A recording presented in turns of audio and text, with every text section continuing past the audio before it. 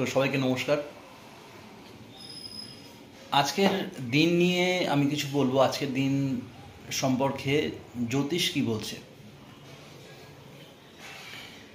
আজকে হচ্ছে 25শে বৈশাখ। আমরা সবাই জানি যে আমাদের প্রাণের প্রিয় কবি রবীন্দ্রনাথ ঠাকুরের জন্মদিন। 1432 বঙ্গাব্দ। এবং আজকে হচ্ছে একাদশী রয়েছে, মোহিনী একাদশী রয়েছে। আর আজকে যেহেতু বৃহস্পতিবার, আজকের দিনটার সঙ্গে যদি কোনো কিছু রিলেট করতে যাই তাহলে সেটা হচ্ছে দেবগুরু বৃহস্পতির সঙ্গে আজকের দিনটা সম্পৃক্ত। তো স্বাভাবিকভাবে আমরা অনেকেই বৃহস্পতিবার বলি। তো একটা কথা আমি সংশোধন করতে চাই, প্রত্যেকেই যারা সনাতনী হিন্দু আছেন তারা বৃহস্পতিবারকে কখনোই বৃহস্পতিবার বলবেন না, তারা গুরুবার বলবেন। কারণ বৃহস্পতি হচ্ছেন আমাদের সকলের গুরু।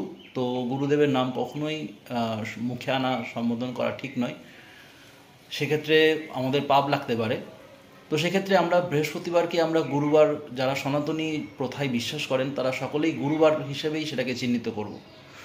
তো যাই হোক, আজকের দিনের যে কর্মসূচি, সেই কর্মসূচি বিভিন্ন রকম মাঙ্গলিক কার্য বা বিভিন্ন রকম শুভ কার্যকে এড়িয়ে চলাই ভালো। আজকের যে যোগ রয়েছে হর্ষণ যোগ, আর যে করণ রয়েছে সেই করণ হচ্ছে বৃষ্টিকরণ। তো স্বাভাবিকভাবেই হর্ষণ যোগ আর বৃষ্টিকরণ খুব একটা শুভ মাঙ্গলিক কার্য করার জন্য নয়। তো আজকের দিন শুভ বা মাঙ্গলিক কোনো কার্য আপনারা একটু এড়িয়ে চলবেন। কোনো কিছু নতুন কিছু কেনা বা নতুন কোনো কিছু করার চিন্তাভাবনা করবেন না, কারণ যোগ এবং করণ অনেকটাই এটার উপর এফেক্ট ফেলে।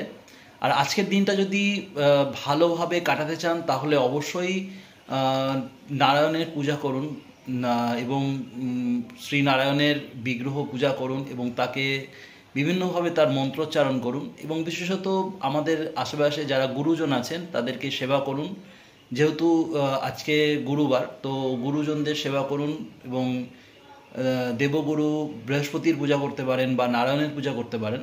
এবং আরেকটা জিনিস, মন্ত্র হচ্ছে গায়ত্রী মন্ত্র জপ করুন।